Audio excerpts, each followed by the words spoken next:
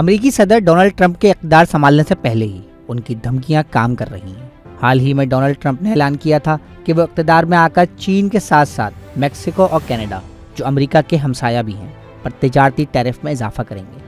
Trump نے کہا تھا کہ وہ اقتدار میں آ کر میکسیکو اور کینیڈا سے آنے والے سامان پر 25% تک ٹیرف میں اضافہ کر دیں گے، کیونکہ ان دونوں ممالک سے بڑی تعداد میں غیر قانونی تارکین وطن امریکہ آتے ہیں۔ اس اعلان نے میکسیکو اور کینیڈا، جو امریکہ کے بڑے تجارتی شراکت دار ہیں، میں کھلبلی مچا دی، اور پہلے میکسیکن صدر کلاڈیا شینبوم نے ٹرمپ سے فون پر بات کی تھی، جس کے بعد ٹرمپ نے دعویٰ کیا تھا کہ میکسیکن صدر نے جنوبی بارڈر کو بند کرنے اور وہاں سے غیر قانونی طور پر امریکہ آنے والوں کو روکنے کی یقین دہانی کروائی ہے۔ اس بات چیت کے فوراً بعد ہی ہفتے کو کینیڈین وزیر اعظم کے جہاز کو فلوریڈا میں ڈونلڈ ٹرمپ کی رہائش گاہ کے پاس دیکھا گیا۔